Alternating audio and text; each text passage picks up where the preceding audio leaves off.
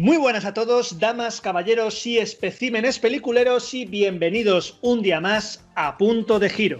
Día más, estamos aquí, una semana más, ya la quinta, mes y pico, en este ciclo de fantasía con vosotros. Y como siempre, pues escuchando todo lo que nos decís a través de nuestras encuestas en @cine.degiro, en nuestra comunidad de Twitter. Y esta semana ha salido la historia interminable. ¿Qué tal, Álvaro? ¿Cómo estás? Pues muy bien, aquí muy contento de seguir explorando este género que tanto nos gusta, que tanto os gusta y que bueno, es un poco atemporal, sobre todo para nosotros que hemos nacido en los 80. Y ya tenemos la película de la semana que viene, lo dejo ahí, va a ser muy interesante, pero esta vez nos vamos a ir a los 90 con una película que seguro que todos recordáis, pero eso ya será la semana que viene. Vamos a pasar rápidamente con esta película de 1984, que es La historia interminable, analizándolo con esta manera que tenemos, que son los pilares del cinema, que es comparar la estructura de la película con una estructura de una catedral gótica. Así que ya lo conocéis todos, así que vamos, si te parece, David, con la ficha técnica y así no nos enrollamos. Muy bien, pues vamos para allá. Lo primero, ya sabéis, ponemos el chasis un poco a la película para daros un poquito las pinceladas básicas. Bueno, La historia interminable se estrenó en 1984, fue una película que estuvo dirigida por Wolfgang Petersen, el director alemán que también dirigió otros ochenteros clásicos como Enemigo mío, o luego siguió dirigiendo. Tenemos grandes clásicos como La tormenta perfecta o Troya, que también vinieron de su mano. En el guión, pues se basaron en la novela de Michael Ende, que muchos seguramente de los que nos estáis viendo ahora la habréis leído también, y la adaptó Petersen junto con Hermann Weigel, que fue el que le ayudó a terminar y a definir el guión. En la música teníamos una composición también doble. Tenemos a Klaus Doldinger con Giorgio Moroder. Y Klaus Doldinger era básicamente, un músico-compositor que estaba empezando, ya había trabajado en la primera película Das Boot, una película alemana de Petersen, habían trabajado juntos ya. Y en esto decidieron meter también a Giorgio Moroder porque era un productor musical muy importante de aquel entonces y les podía dar cobertura en cuanto a la posibilidad de conseguir también más pastita, por un lado. Y por otro lado también más contactos, porque de hecho Moroder fue el que puso en contacto a los productores con Akalimal, que es el que luego realizará ese tema que todos recordamos en la cabeza de La historia interminable, ¿no? De Neverending Story. Y en cuanto a fotografía, pues tenemos a Josh Bacano, que si no suena así muy de primeras, os diré que también ha estado en otros títulos como Starship Troopers, Desafío Total o Robocop, la de Verhoeven, por supuesto. ¿Quién tenemos en el reparto? Pues fijaros que el reparto que tenemos principal son unos actores y una actriz que luego no han trabajado mucho más allá de ahí. Tenemos a Noah Hathaway haciendo de Atreyu, a Barrett Oliver como nuestro querido Bastian y a Tarmi Stronach, que hacía de emperatriz infantil, pero que, como os digo, luego sus carreras fueron por otros lados y de hecho el cine no lo vieron mucho más. Luego sí que es interesante nombrar a Deep Roy, que es un clásico secundario, que lo recordáis quizás por ser un Jumpalumpa de Charlie la fábrica de chocolate, o Patricia Hayes, que es una clásica secundaria que hace de una de las gnomas de la peli. Y que es Finn Raziel, por cierto. Y es Finn Raziel, efectivamente. De Willow, por eso que si no la habéis visto, nuestra crítica de Willow, que fue con la que estrenamos, aquí abajo la tenéis para que la veáis. Una tarjetita os dejaré también. Muy bien, La planta.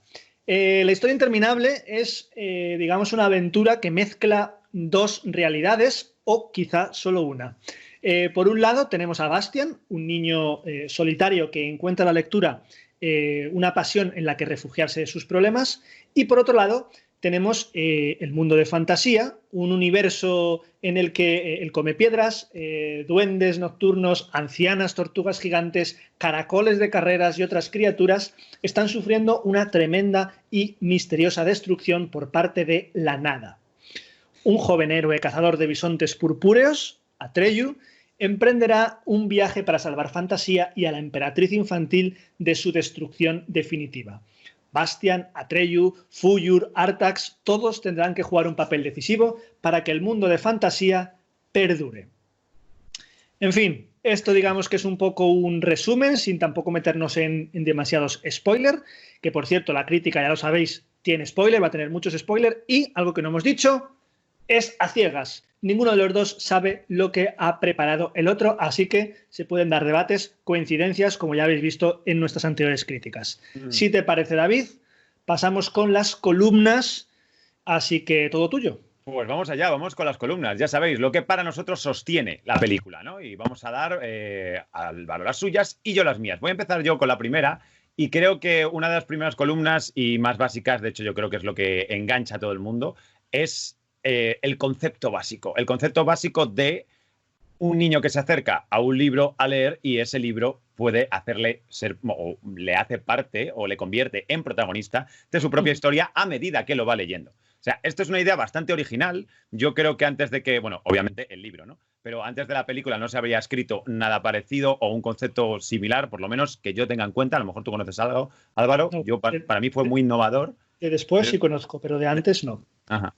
Claro, seguramente ya tenía la referencia. Y para mí es fantástico y es fundamental porque puede hacer empatizar mucho con todo el público infantil, sobre todo. Es una película, además, especialmente infantil, al que va dirigido.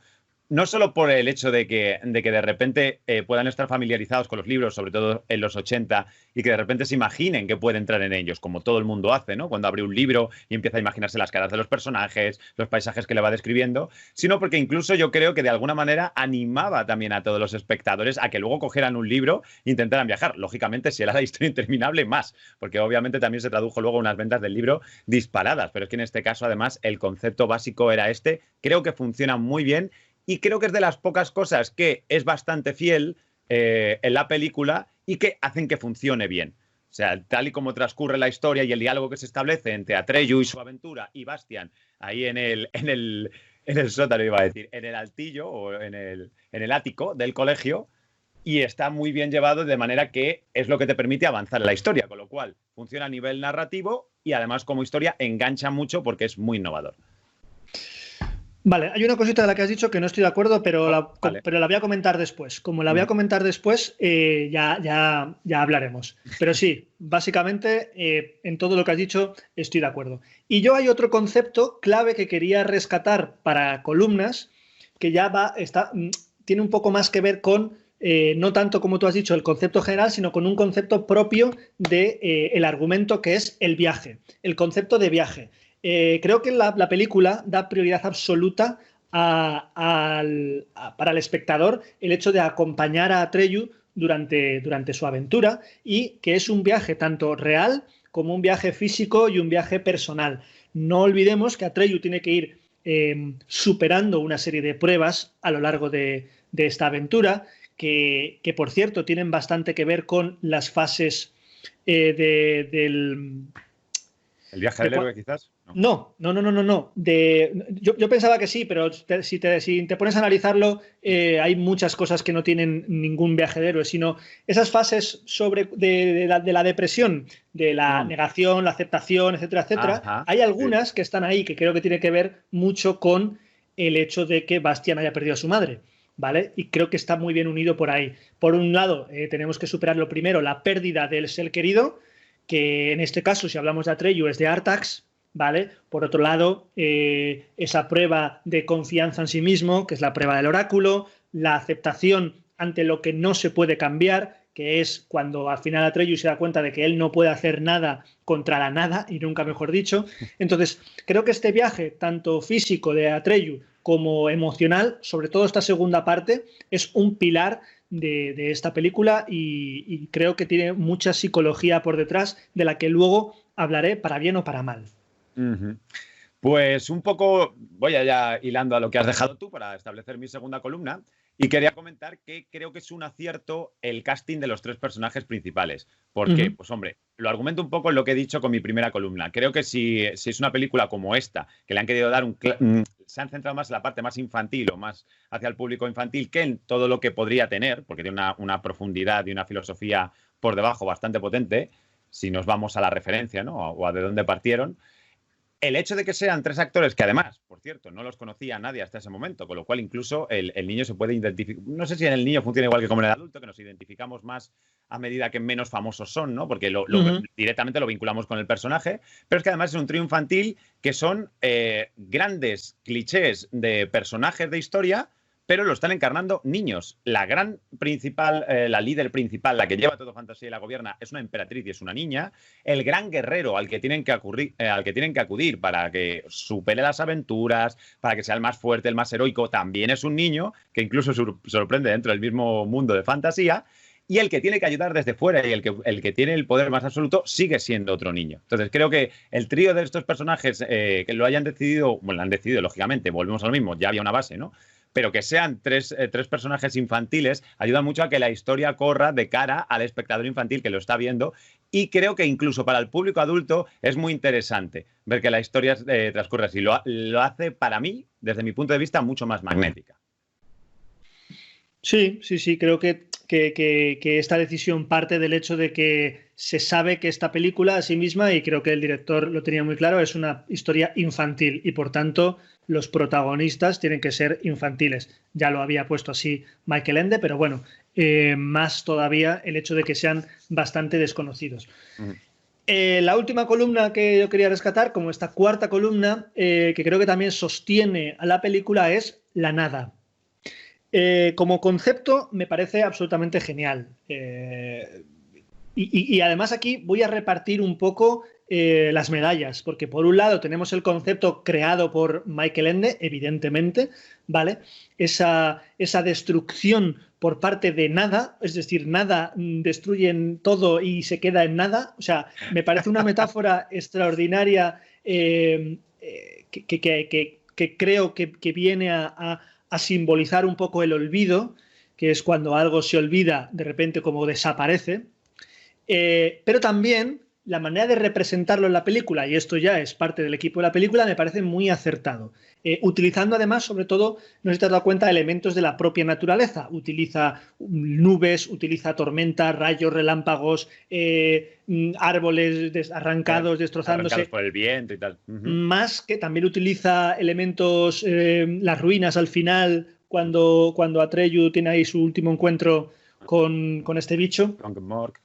También son ruinas no naturales, pero que sobre todo durante toda la primera parte de la película, la nada lo vemos como un concepto muy natural, muy relacionado con la naturaleza. Sí, de hecho en esas ruinas lo que vemos es un terremoto, ¿no? Que es algo natural también que se está cargando. Efectivamente. Y también yo quiero pensar, no sé si por parte de Michael Ende o por parte de Petersen, que esto tiene también cierto componente muy velado, y no se me echen encima aquí nadie, ecologista sobre la Tierra, que al final, como sigamos así, en los 80 también había un resurgir de estos movimientos ecologistas fuertes, y que al final la Tierra acabará destruyéndonos porque somos unos gilipollas, así como concepto general. Así que la nada creo que es, para mí, la segunda columna que yo he escogido para hoy. Sí, desde luego la nada es un conceptazo. Además, el hecho de que sea el hombre el que deja de imaginar y por eso se está cargando el propio mundo que podría llegar a desarrollar, es en sí como concepto es brutal. Y de hecho, con todo esto que comentas de la puesta en escena de esta nada, influye mucho en lo que es el apartado visual, que es justamente lo que queremos visitar ahora. Vamos con las vidrieras. Ya sabéis, nuestras vidrieras nos referimos sobre todo a esos aspectos visuales que Álvaro y a mí más nos han llamado la atención. Así que Álvaro, comienza, cuéntanos. Bueno, pues aquí podría destacar y hablar un poco del diseño de personajes de fantasía, pero creo que eso lo voy a dejar a David porque quizá también coincidimos por aquí. Yo, si tuviera que hablar simplemente de diseño, destacaría que se cumple la base de vamos a hacer criaturas infantiles y por lo tanto que no asusten a los niños, que es importante porque estamos en un mundo de Michael Ende en el que, cuidado, yo he visto ilustraciones del mundo de fantasía que dan un poquito de yuyu, ¿eh? Sí. Entonces, bueno, y destacaría en este caso como diseño de personaje a Fuyur o a Falkor. El lío del nombre. El lío del nombre. Bueno, si nos estáis escuchando en Latinoamérica, que sé que tenemos bastantes gente en Latinoamérica, quizá vosotros la habéis llamado de toda la vida Falkor. Aquí en España de toda la vida ha sido Fuyur, aunque es cierto que su versión estadounidense, es decir, el idioma original, también es Falkor. Lo que pasa que el idioma original de Michael Ende cuando lo escribió es Fuyur. Pero bueno, ahí tenemos un tal. Ahora bien, si tengo que destacar algo visualmente por encima de todo y que tiene que ver mucho con este diseño, es la manera de tratar y de dirigir visualmente a la emperatriz infantil. Me parece que es absolutamente brutal, como aparece muy poquito en pantalla, menos de lo que nos hubiese gustado a muchos, solamente aparece al final de la película, con unos planos siempre bastante cortos, con una iluminación fantástica y maravillosa, prácticamente sin sombras en la cara, con todo el fondo detrás mega iluminado, medio nebuloso. Me parece que está muy bien escogido ahí el apartado de fotografía e iluminación para dotar todavía más a este personaje de magia. Porque además, como este personaje prácticamente no lo hemos visto en ningún momento y no sabemos mucho de ella, lo que nos muestran, que es una escena de apenas 2-3 minutos, visualmente apoya un montón y da muchísima información que de otra manera pues se nos hubiese quedado ahí en el aire. Así que mis vidrieras van para la emperatriz infantil. Sí que se ve, porque también son los años que han pasado, que el croma canta bastante, ¿no? Vemos ahí cómo lo están superponiendo, el vuelo de Fuyur y de Atreyu. Quizá haya envejecido un poco mal en este sentido, pero claro, era la técnica más popular en ese momento para crear un fondo fantástico, y más si encima estamos hablando de un vuelo, que no es generar algo sobre lo que pisas, que para lo que pisas, por cierto, usaron una herramienta que a mí me gustó mucho, que es en el momento en el que está la nada a punto de llevarse a Atreyu y estamos viendo un escenario giratorio en donde vemos cómo el viento arrastra a Atreyu, acaba cogido así a un árbol, y es simplemente un escenario que se ha girado casi 180 grados para que quede cabeza abajo. De hecho, Atreyu tuvo más de un accidente por esto. E incluso la escena del pantano de la tristeza está muy bien tratada. ¿Con esto qué quiero decir? Que pese a tener pocos recursos y ser unos recursos de la época, hay algunos que han perdurado bastante bien, como el hecho de los animatrónicos o el último que acabo de mencionar, el hundimiento de Artax, que a más de un niño traumatizó ver ahí al pobre caballo. Es muy intensa esa película, esa parte de la peli, ¿no? Porque además es una plataforma que lo va hundiendo en el agua. Tuvieron que entrenar al caballo 7 semanas para que no huyera de estar completamente cubierto por el agua, que eso es muy complicado. Y además hay otros, como lo que he nombrado, como el croma, que no han envejecido tan bien y que dejan ahí un poco este gustillo de, ay, si se hiciera ahora seguramente el vuelo hubiera quedado bastante mejor. Bueno, yo, a ver, estoy de acuerdo. Lo que pasa que yo no quería meterme un poco con los efectos visuales, que ya lo hemos hecho en otras películas, porque me di cuenta de que, claro, es que estamos en los 80, estamos en los 84. Si nos ponemos a criticar esto, tiramos por tierra al Superman de Donner, entonces, con sus vuelos. Claro, entonces por eso he decidido que no me iba a meter con la parte de tanto ni para lo bueno ni para lo malo, ¿vale? Te hablo de las gárgolas, que quizá en algún momento hubiese dicho por los efectos visuales como gárgolas, pero luego he decidido que no, porque realmente para la época están bien. Es verdad que Willow, que es de un añito después, justo te lo iba a decir, está bastante mejor, pero luego ya también entra el tema de presupuestillo, ¿vale? Y esto no olvidemos que es una coproducción alemana-estadounidense, como ha dicho David, y quizá el presupuesto que hay detrás de La historia interminable no es el presupuesto que hay detrás de Willow, o que las empresas encargadas de efectos visuales y de efectos especiales no son los mismos. Pero bueno, pasamos al coro. A esa parte sonora que a nosotros nos ha llamado la atención. David, dale. Pues voy a comentar sobre el coro. Bueno, pues ya he anticipado un poquito en la ficha artística que aquí tenemos una mezcla, ¿no? Tenemos a Doldinger y luego tenemos a Moroder, que es un poco los que se unieron para crear toda la composición. Hay dos cosas a destacar. Yo creo que el tema más básico se lo voy a dejar porque seguro que eso lo ha comentado Álvaro también, el del Limal, ya hablaremos de ello, y como os he dicho anteriormente, además es Moroder quien contacta con este cantante y tal. Ya comentaremos después un poquito de cómo fue, pero es verdad que si analizamos la banda compuesta originalmente para la película, nos damos con una banda que es bastante corta de duración, es poco más de 30 minutos lo que dura toda la banda sonora. Luego, como siempre, los CDs le han metido remezclas y remezclas del tema principal, pero si nos ceñimos a las piezas que acompañan, que básicamente son todas de Doldinger, que era el compositor, el verdadero compositor, aunque Moroder, por lo visto, siempre hacía arreglos, pero bueno, digamos que la base melódica es de Doldinger.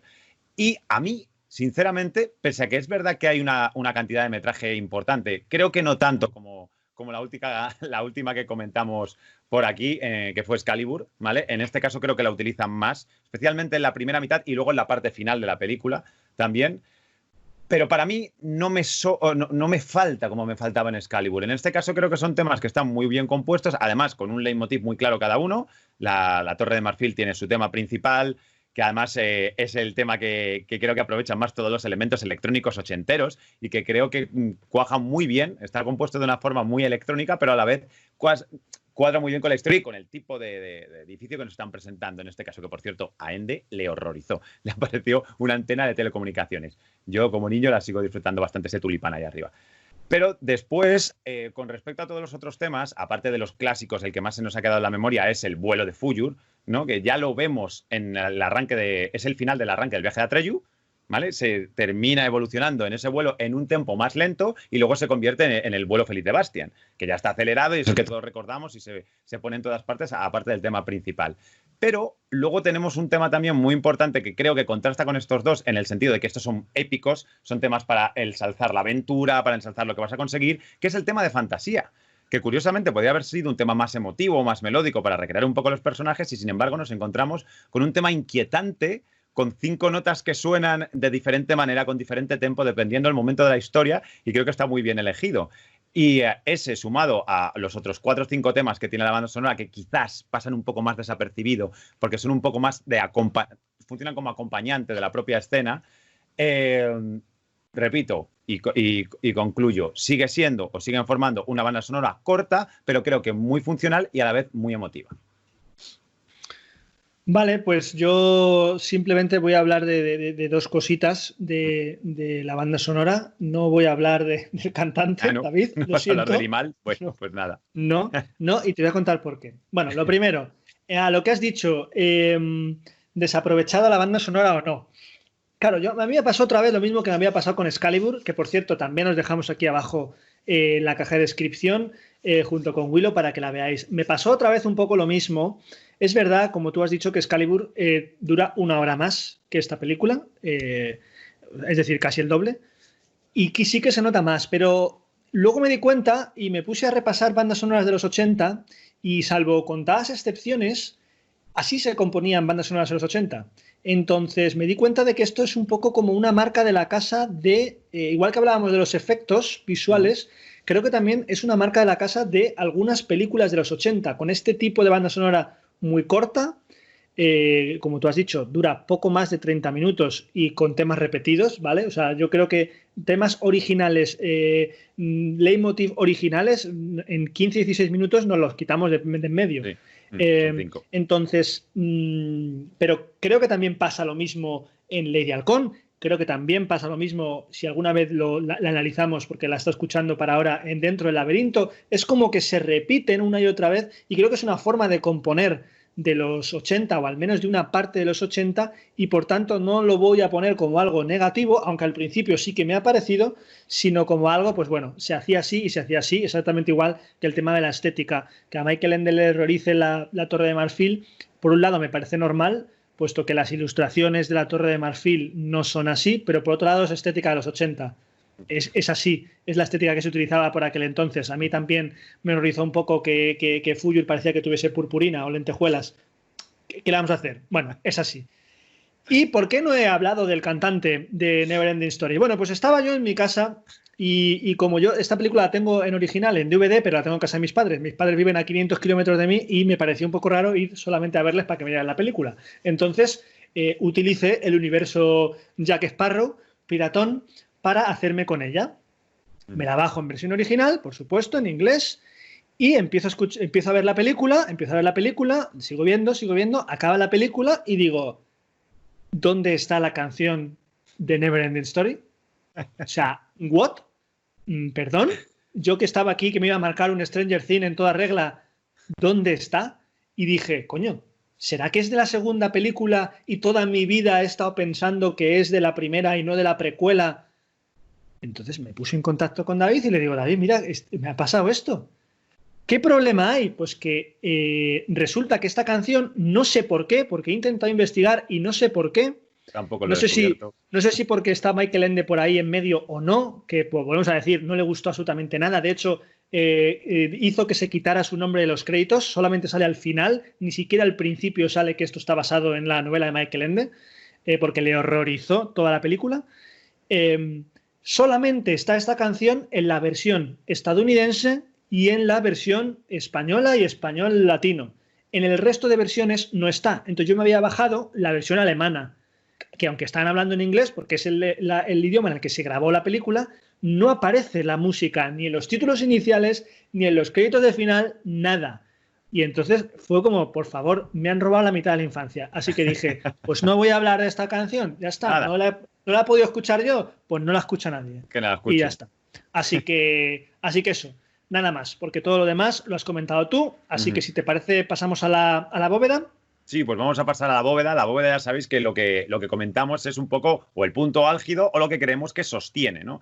el resto de la película. No sé si quieres empezar tú o Venga. Para comentarnos a ver ahí qué pones arriba. Vale, pues para mí, arriba de aquí está el concepto o el momento en el que la realidad y la fantasía se funden.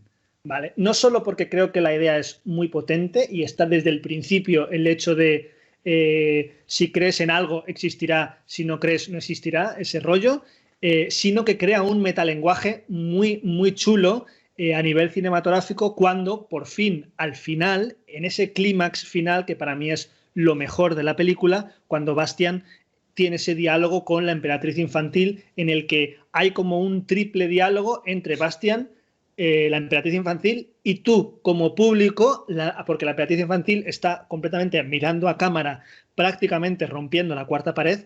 Esa parte, ese concepto me parece brutal, aparte de que es el momento más emocionante de la película, en el momento en el que se te encoge el alma, en el momento en el que yo volví a llorar. No mucho, pero volví a llorar. Entonces, esa parte, ese momento, ese concepto que tan bien estaba tratado en el libro de Michael Ende y que aquí al final me parece extraordinario, la escena me parece extraordinaria y para mí coincide perfectamente con el clímax de la película, pero para mí es clímax, pero sin lugar a dudas, y lo mejor de toda la película. Pues mira, en este caso hemos coincidido, caballero. Efectivamente, había elegido la misma escena. Me parece que es la más, es el clímax, como dices, de la película. Además, es la más potente en sí de toda la película y además la sostiene, porque es donde, efectivamente, como tú muy, muy bien has dicho, se junta la realidad con la fantasía. O quizás es todo realidad o todo fantasía. Efectivamente. ¿No? Y ahí estamos nosotros desesperados porque Bastian se dé cuenta, por favor, dile el nombre ya. Y él mismo es una maravilla cómo reflexiona el propio personaje de esto no puede ser, esto no es real. Ya nos han ido dejando pequeñas notitas en las que Bastian se da cuenta que hacen referencia a él, pero no se lo termina de creer. Como no puede ser, esto es imposible, están hablando de mí, me han oído gritar, esto no tiene sentido. Y de repente aquí ya le está diciendo la emperatriz directamente, es que está contigo pero no sabe que esto es posible ni que puede ser real, tiene que gritar mi nombre. Guay, bueno, ya abre la ventana y grita, que por cierto, a raíz de esto os voy a comentar también una pequeña anécdota, y es que hay una versión latina, no sé si será en todos los países de Latinoamérica, pero sí en algunos, en las que creo, concretamente la mexicana, sé que es seguro, no sé si alguna más, no se llegó a doblar, los dobladores no llegan a doblar, porque esta peli sí se dobló en México, Hijo de la Luna, que, bueno, en España, Hijo de la Luna, ¿vale? Moonchild, en la versión original. No sabemos muy bien con qué motivo o por qué razón, porque a mí se me sigue erizando y casi lo escucho aunque no lo digan. Y bueno, por lo visto se generaría una expectativa en la sala de qué nombre le habrían dado, ¿no? Saliendo como ya cada niño que salía bautizaba a la emperatriz como le diera la gana. No sé si sería por eso. Decían que por qué no se le veía bien la boca al chaval, los actores de doblaje. Bueno, es verdad que cae un rayo y justo en mitad de la palabra tienes todo un oscuro en la cara. Cabe todo. O sea, Hijo de la Luna tiene 4 sílabas y cabe perfectamente en castellano. Una anécdota que quería también comentar, aprovechando que esta es la escena básica. Bueno, Hijo de la Luna, 4 sílabas. Has contado un poco mal, ¿no? Hijo de la... Sí, un poquito más. el verso, David, el verso. 6. Que llamo a Carmele. Me cago en la puta.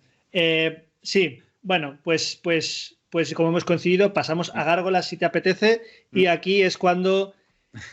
Aquí es cuando. Yo tengo tres, ¿vale? Entonces, yo tengo dos. Vale, pues empiezo yo y luego vas tú y así, ¿vale? Vale, perfecto. Ya sabes que es la parte que menos nos ha gustado. Eso es. Correspondiente a las gárgolas. Dale, Álvaro. Eso es.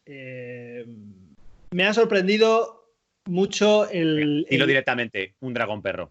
Un dragón perro te ha matado. No, para nada. Me ha sorprendido mucho que esta película la recordase, me ha pasado como Excalibur, ¿vale? La recordase bastante mejor de lo que es, ¿vale? Realmente esta película, viéndola hoy, estaría de los 80 entre mis menos favoritas, muy por detrás de todo lo que hemos analizado hasta ahora, ¿vale? Y voy a decir por qué. En primer lugar, la primera gárgola. Mork. Y no hablo de cómo está hecho, ¿vale? No me voy a meter ahí. Como antagonista, es una mierda, pinchan un palo. No pinta nada, no hace nada en toda la película, nada de nada. Cuando se nos había presentado como una criatura al servicio de la nada que iba a poner las cosas un poco difíciles a Atreyu, y encima, si te has leído el libro, sabes un poco cómo es este personaje. No pinta absolutamente nada. Sus planos son completamente prescindibles, ¿vale? Y digamos que al final nos da esa información, le da esa información a Atreyu porque tiene que dársela a alguien, metida ahí con un poco de calculator, pero ya está. Pero es que lo malo de todo esto es que todos los personajes secundarios están igual de mal aprovechados. Vamos a ver, la vieja Url que decíamos antes, que es Finn Raziel, y su marido, salen ahí un poquito y pum, y ya está. Y otro sale un poco, el comepiedras, pum, y ya está, ¿no?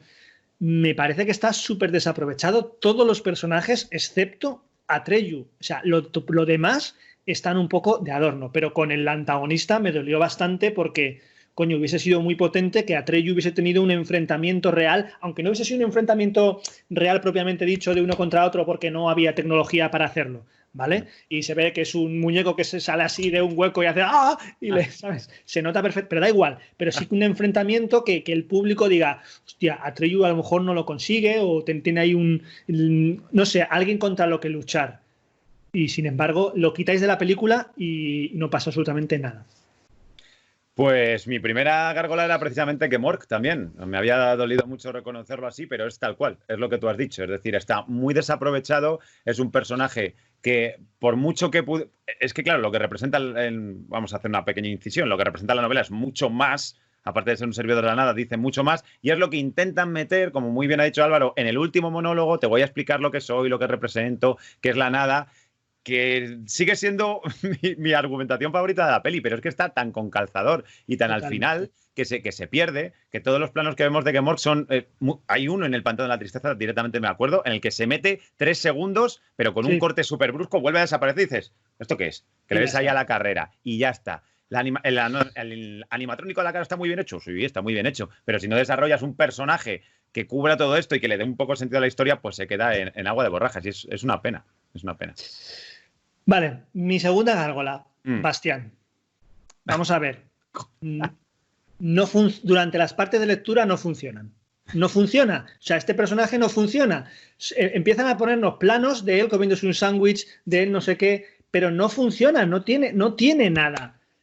Salvo el final. O sea, hasta el final no funciona. Esa idea de que Bastián está leyendo algo que al final se va a convertir en realidad no funciona hasta el momento en el que se da cuenta de que está pasando algo con él. Pero eso es los últimos 20 minutos de película. Todo lo demás no funciona. Como no funciona que sea un niño que le hacen bullying, porque no funciona... Bueno, da igual, porque los que habéis salido a la película ya sabéis cómo es Bastián, que no es así, ¿vale? Que no es el más guay del instituto, entonces no funciona. Sus planos son también, como decía antes, prescindibles, cortan el ritmo de la aventura de Atreyu para absolutamente nada. El momento en el que de repente llega el tipo este, que es como uno de la limpieza, que llega allí, tira no sé qué, se tiene que esconder, ¿qué más me da? ¿Qué más me da? Si ya sé que no le van a pillar, si es que, en fin. Dale. Hasta ahí.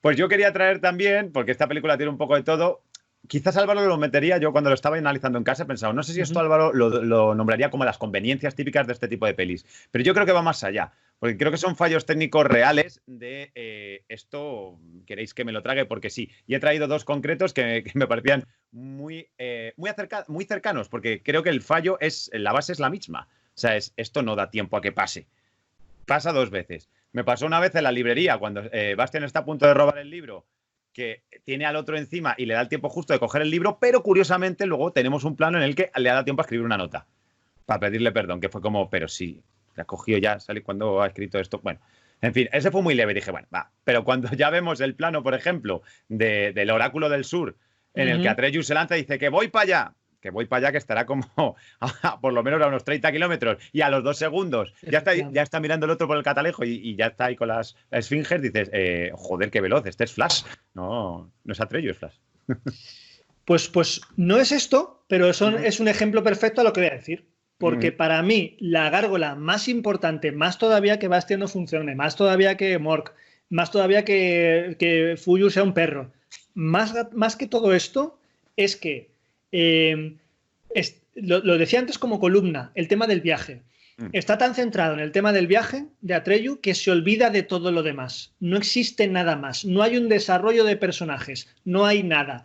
Ni siquiera está claramente los pasos del viaje, deja claro cuál es dicho viaje y las enseñanzas que tiene cada prueba. No hay nada. Son, de nuevo, una serie de sketches que van de uno a otro, que normalmente el director dice, bueno, pues como no le puedo dar continuidad y tengo que hacer una elipsis enorme porque Atreyu se tiene que recorrer toda fantasía para nada, pongo un plano de Bastian comiéndose el sándwich de nocilla y ya está. Y volvemos y ya está el otro. O lo que decía David del Oráculo del Sur.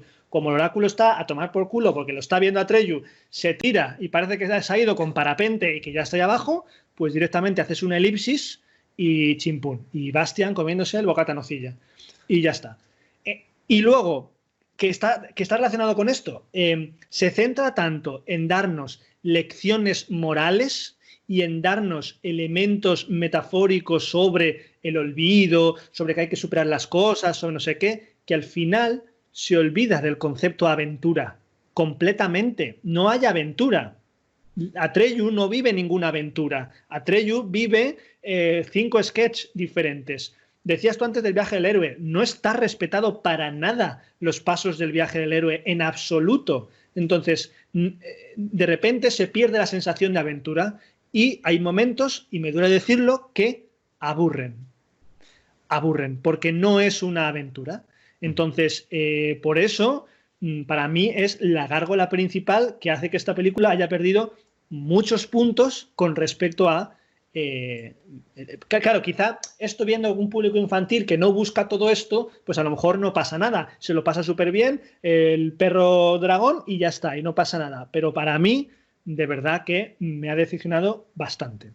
Así que de hecho la escena del espejo de Oeset es la más, creo que le resume justo todo lo que acabas de decir, porque esa aventura no es aventura, no tiene un mito, lo único que hace es ver a Bastian al otro lado del espejo. Y aparte del viaje, pues tampoco, si es lo único que hace es atravesarlo, ni siquiera es un reto para él mismo. Pero bueno, ahí está. Si no obstante, vamos a intentar cerrar y creo que ya me estoy viendo por dónde va a ir tu clave de bóveda, porque es la frase con la que resumimos un poco la película, pero tras lo que hemos escuchado a Álvaro, creo que más o menos la tengo clara. Va a ser regular. A ver, mi clave de bóveda es una historia interminable que termina siendo demasiado apresurada y con una fusión entre realidad y fantasía muy digna que brilla abrumadoramente, pero solo con la hija de la luna. No, joder, pues has hecho una subordinada ahí. Correcto. Interesante. Pues no, yo he sido mucho más concreto. Simplemente he abocado a un mito popular de la fantasía cinematográfica que no ha envejecido nada bien. Pues ahí está, Yo esta película, la verdad es que llevamos 2 semanas que me dan bastantes hostias en cuanto a lo que yo tenía de mis recuerdos de los 80. Así que yo creo que la próxima no va a ser así, porque la próxima la he visto hace muy poco y ya os puedo adelantar que sigue siendo, y excepto algunos efectos visuales ahí, unos monos y una cocina, salvo ciertas cositas, creo que ha envejecido muy bien. Así que nada más, daros las gracias a todos por estar aquí una semana más. Ya sabéis, aquí abajo comentarios, ya sabéis, lo primero suscribirse, porque si no, no nos vamos a enterar de que estáis aquí apoyando. Le podéis dar a la campanita para que os avise de este tipo de vídeos, comentarios, debatid, me gusta, no me gusta, lo que os apetezca. Tenéis contenido en el canal ya muchísimo, con muchísimas horas de directo que también podéis ver. Así que nada más, muchísimas gracias a todos y David, despide. Pues un placer, todas las referencias ya sabéis que las vamos a dejar tanto en la caja de descripciones como en tarjetitas que os vais dejando por aquí para que elijáis el método más rápido para verlas, pero si vais a las tarjetas luego volved al vídeo y terminadlo de ver. Suscribiros, como os he dicho Álvaro, visitadnos en @cine.degiro, en nuestra comunidad de Twitter, uniros también allí a nosotros, porque ya sabéis que si os gusta el cine, nosotros somos puro cine. Somos Álvaro y David y esto es Punto de Giro.